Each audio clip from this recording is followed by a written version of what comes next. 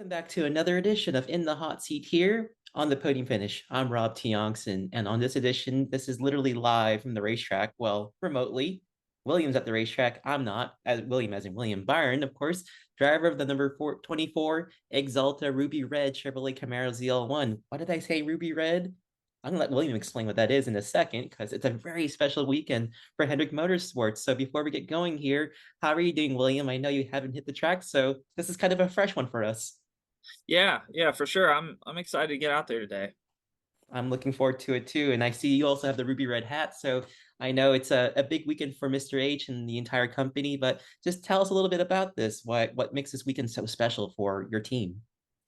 Yeah, it's the 40th anniversary for Hendrick Motorsports when they started here in Martinsville and won their first race here in Martinsville. So it's a big deal, big weekend for all of us and a lot of employees and family and friends coming out to watch.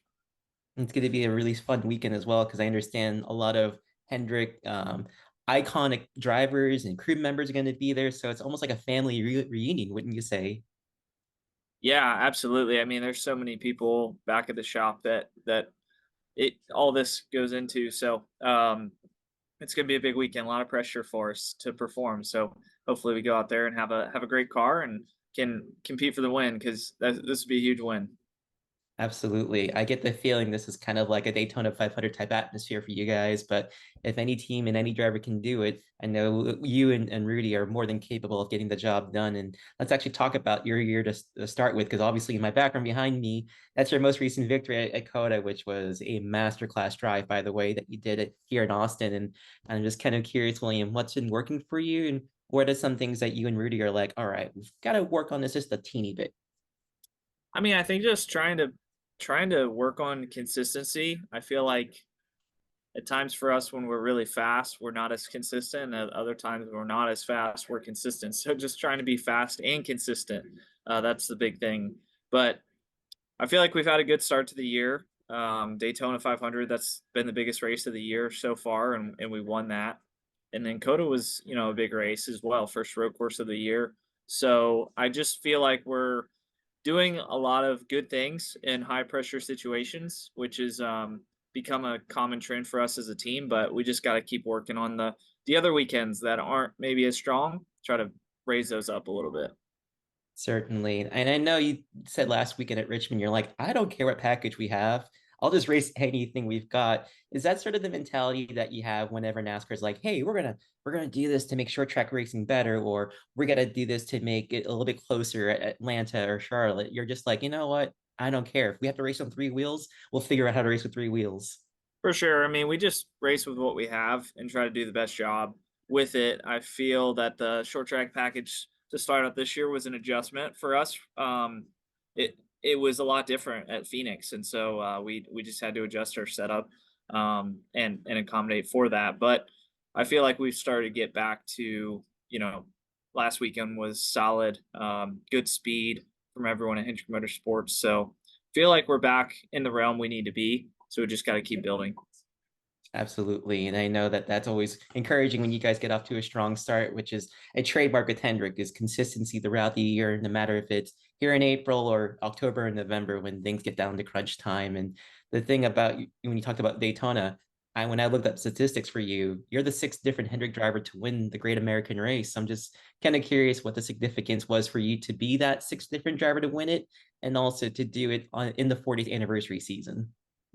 It was really special. I mean, that race is such a big event in itself and really kind of gets the season kicked off. And I've never had great results in that race. We've always struggled to finish. So just getting to the finish was a goal this year. And then being in contention to win was obviously a goal. And I feel like we accomplished all of that. We were up front throughout the week. We had a good duel. We were contending. And then in the 500, we made all the right decisions there at the end and was able to come out on top. So it was pretty special.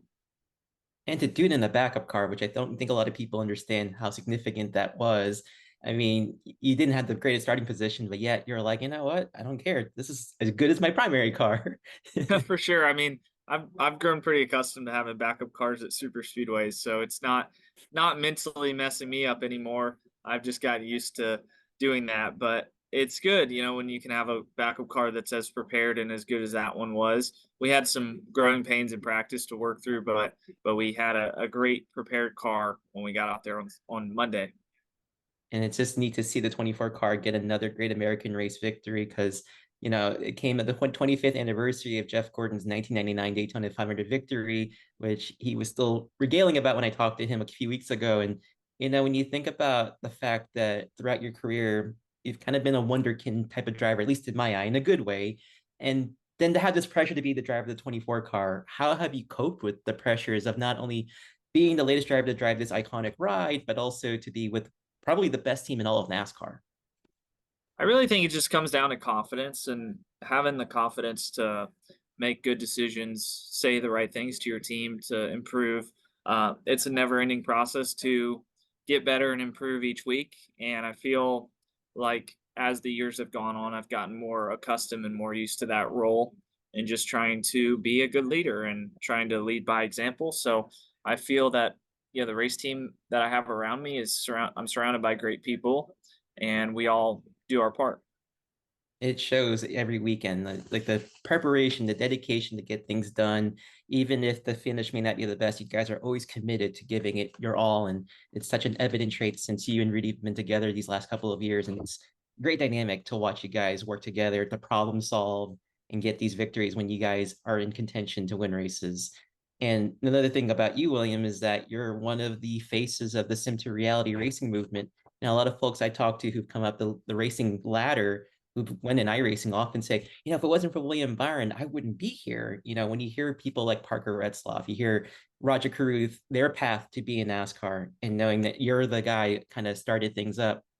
You're a young driver, but doesn't that kind of humble you to know you kind of made a revolutionary path versus the traditional path to racing? It's cool. I think that it's grown a lot in the last few years. I feel I feel like iRacing has just continued to evolve and get better. And with that has come more guys coming from that atmosphere and that environment and learn how to race in real cars. So I just feel like there's sky's the limit for iRacing. They have a lot of great people working over there that are perfecting the tire model and everything. And kind of curious to, I haven't been on there in a few weeks, but I'm curious if I get back on there what the progress is because it always seems like each time I get back on there, the progress that they make is pretty amazing. So just major props to them and the investment they put in the sport. Certainly. And I know they have like a wet weather package or some kind of rain thing that they've added on with their latest build. And obviously for fans who may not be able to do iRacing, next year they gotta have NASCAR 25 for the video game console. So I'm kind of curious if you've ever done video game console experiences with NASCAR. I have just way back when I started in the sport and just getting interested in it through that. So for sure, I would play NASCAR 2008 with my buddies and kind of all the way before that, like 2004 and five. So it's a fun game. And did you often play as Jimmy Johnson? Because I know he was one of your favorites growing up. I would. It depends. What was going on, but yeah, I would typically play as him. Fair enough. I was gonna say next year when the NASCAR 25 game comes out, I know we can't answer the question yet. I was gonna ask, are you gonna play as yourself in that game? I don't know. I don't know. I need to figure that out. Fair enough. We can table that for when that game comes out late next year for sure. Now, I know a lot of fans have been watching NASCAR a lot this year, and I would attribute some of that to the Netflix documentary that was released earlier this year, NASCAR Full Speed, and we got to see a little bit of what you do. And one of the things that really caught my attention was just how committed you are to being physically fit in the gym, and it showed last year at Martinsville. I mean, you had probably the most hardest fought 12th place finish with how spent you were, but I mean, how much dividends did working out play off for you? And also, what do you think of how having this exposure is for NASCAR with NASCAR's Netflix docuseries? Yeah, I think it's been great. I think that the Netflix show has really shown a light into different drivers and how they prepare and what their personal life is like. So I think it's been really good for the sport and the growth of it. And I feel like me personally, I'm just always trying to find ways to improve. I feel like my time in the first couple months of the year has been devoted to some different ways to prepare, and I feel like each year just try to evolve that into what I think is best. So feel like I'm doing a good job this year of being prepared and feeling fresh and ready when I get to the track. It's showing really well, and I think that's what's attributing to some of your success in recent times. Side note, you're the reason why I've been working out to lose a lot of weight. So I love watching what you do Awesome. because I'm like, if you can do it, so can I at my That's age. awesome. So yeah, man, I appreciate what you're doing for sure. Couple more questions before I wrap things up here, and just kind of a lighthearted question, kind of along the same lines of my last one. But aside from racing things that you want to accomplish in life, what is a competitive athletic event that you would like to challenge yourself into doing, whether it's a Mm. 10K or marathon? Um, I'm a pretty avid swimmer, so I would say doing something related to swimming and just trying to be a better swimmer. That would be that would be my goal. So yeah, I think whatever event that would be cool. I like that. Maybe you give me the next Michael Phelps in your after NASCAR career, or maybe not. We'll see. My last question for you, and this is kind of my little theme question, like a Jeff Gluck type of question. But if you were stuck in a deserted island for the rest of your life, and you had to choose three different songs that can get you by the times, what songs would they be? Ooh, that's tough. I wouldn't say songs, but I would say artists. Morgan Wallen, John Mayer, and Jimmy Buffett. Those come to my mind as they kind of put me at ease, put my mind at ease. I was gonna say good tropical mindset for sure, those kind of songs. Hey, listen, William, I really appreciate you joining me for this hot seat interview. And did you want to say anything to your racing fans out there before you head out on the track? Yeah, just thanks for all the support from all the fans. We're looking forward to a great weekend here in Martinsville, and hopefully can give them a show and give them something to cheer for. Certainly. I'm sure you will for this weekend and the rest of the year. But let's catch up real soon, hopefully in person at the track. But best of luck to you, my friend. I appreciate always Thank doing you. these interviews with you.